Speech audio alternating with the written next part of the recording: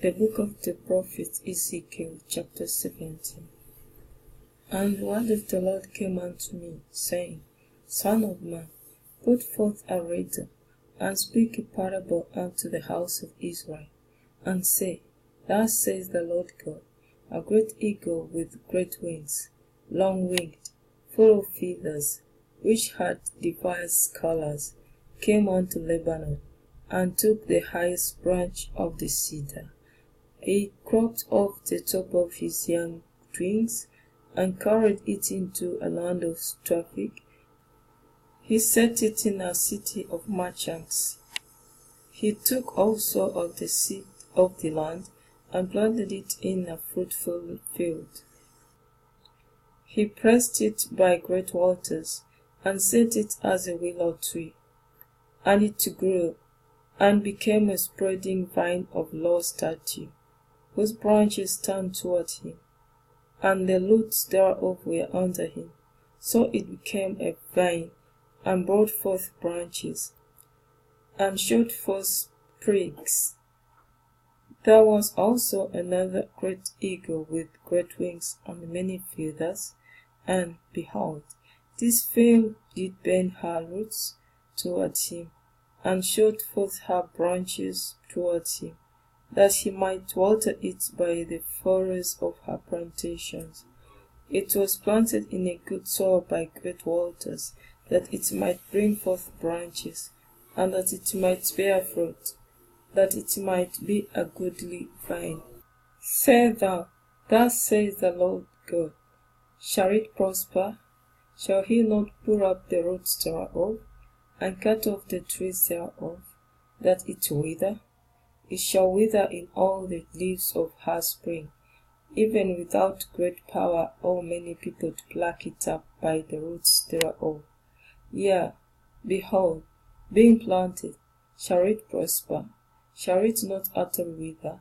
When the east wind touches it, it shall wither in the furrows where it grew. Moreover, the word of the Lord came unto me, saying, Say now to the rebellious house, Know ye not what these things mean?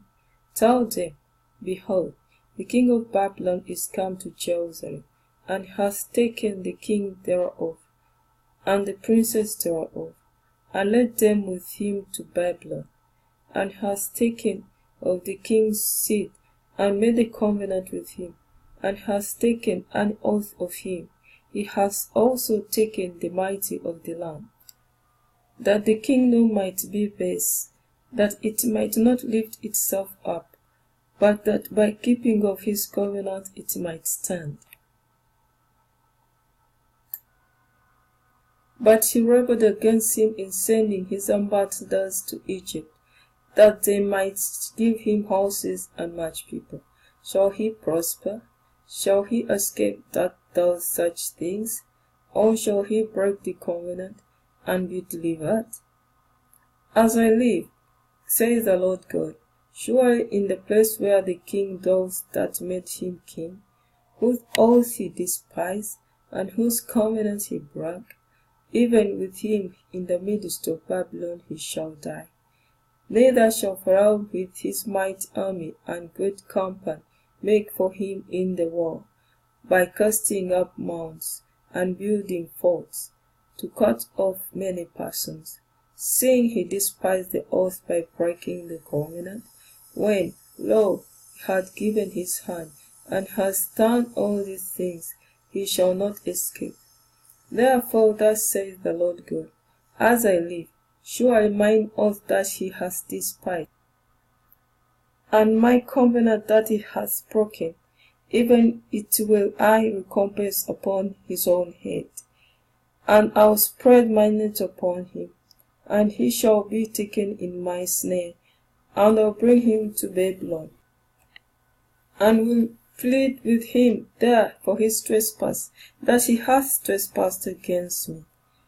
And all his fugitives with all his bands shall fall by the sword, and they that remain shall be scattered towards all winds. And ye shall know that I, the Lord, have spoken it. Thus saith the Lord God, I'll also take of the highest branch of the high cedar, and will set it.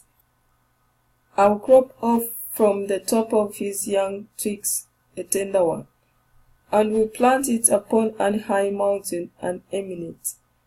In the mountain of the height of Israel will I plant it, and it shall bring forth both, and bear fruit, and be a goodly cedar, and under it shall dwell all fowl of everything.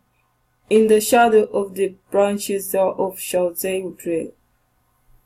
And all the trees of the field shall know that I, the Lord, have brought down the high tree, have exalted the low tree, have dried up the green tree, and have made the dry tree to flourish.